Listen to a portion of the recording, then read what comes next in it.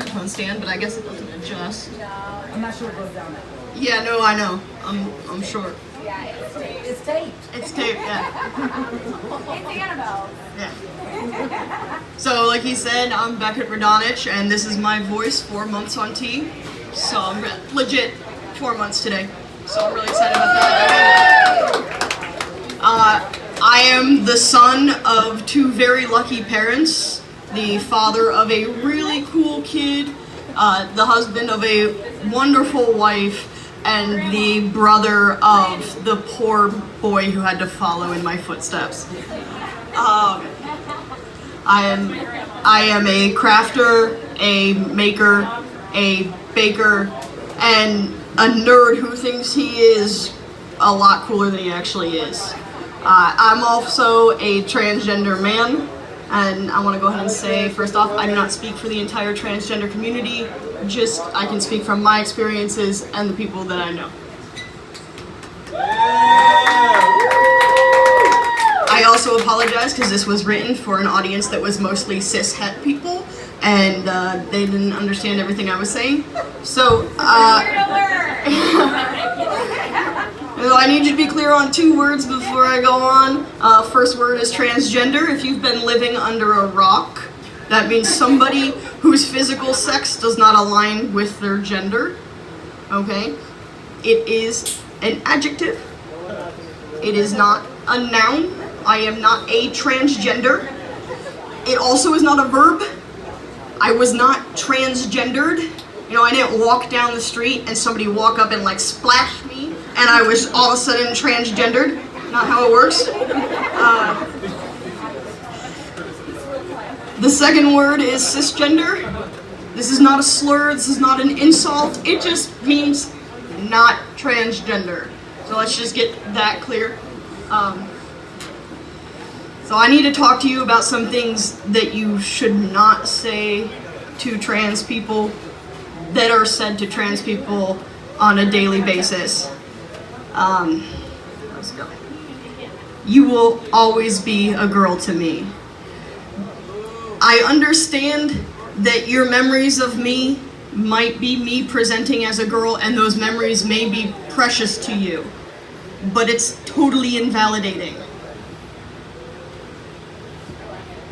When you say this to me, it screams your identity does not matter to me at all. You have to understand, it's hard for me to remember.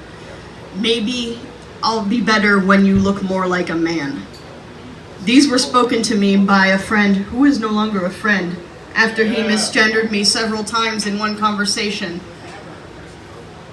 I'm not the only one who have heard these words. I have witnessed people say these to my friends. I have witnessed even family members say this to my wife.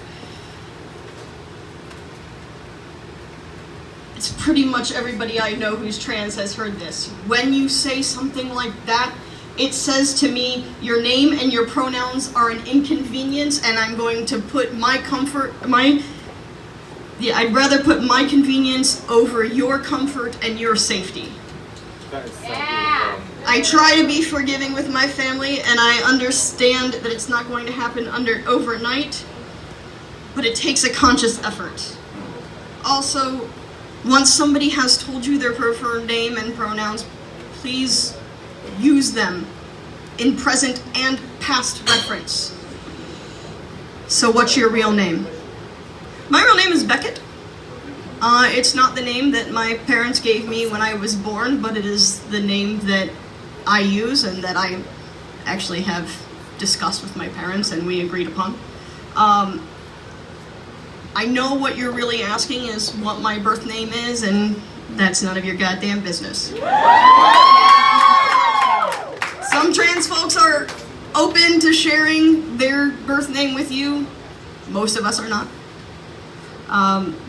And the general rule of thumb is if you know somebody's birth name, do not use it unless they tell you it's okay.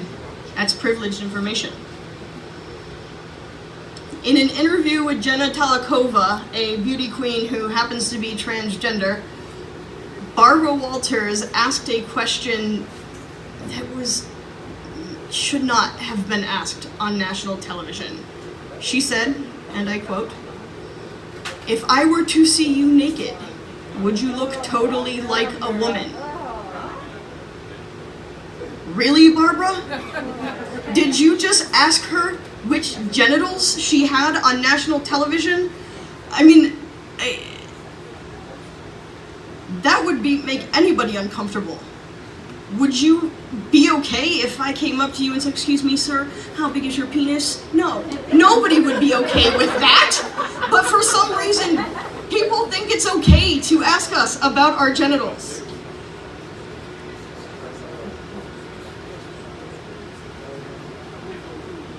I want to talk about one of my employees, who is no longer an employee. On one of my first days working with this employee, we were talking about our families and we were discussing things, and I mentioned that my wife and I have a wonderful little boy. And then she asked, "Who's the bio parent?" And I said, "Both of us are." And that was a perplexing concept to her. She didn't understand, so she continued to prod and ask questions, and finally I said, "Both myself and my wife are transgender. We are both our son's parents." After that, apparently that meant, "Let me ask you everything about your intimate life with your wife and how you have sex." I know you think this is common sense, but she's not the only one who has inquired about how I am intimate with my wife. And even after my wife came out, a family member asked me, "How are you going to continue to have a relationship with her?" A family member. It's none of your goddamn business.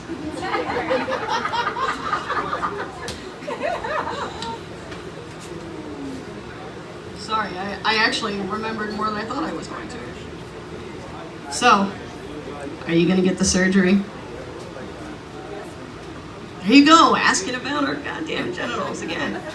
First off, there's not one surgery. There are so many surgeries that could possibly go into somebody's transition. Also, it is not a requirement to have surgery. They don't, take away your trans card if you don't get the surgery. Second off, why do you care? It's none of your business. Unless you're my doctor or my partner, you don't need to know what's going on down there. Also, it is not my job or any trans person's job to educate you about the surgery. There is a thing called the internet. Google it. On this wonderful thing called YouTube, you can watch an entire phalloplasty if you so desire. I won't watch it. Yeah. You're hot for a trans person. I mean, thanks. But when you say something like that, you're telling me that you believe that all trans people are ugly. And it's just shocking to find somebody that's attractive. Some cis people are ugly too. Wow. I would have never known you were trans. So you can identify all of us out in the crowd? Yeah? Okay. Just like you can look at somebody and automatically see that they're left-handed, just standing there. Yeah, that's good. What can you do to help the trans community? Educate yourself. Don't rely on us. Some of us like to educate, and that's great, but not everybody wants to explain to you everything. Also, just go by the golden rule. Treat others as you would want to be treated. Don't treat us like a freak show.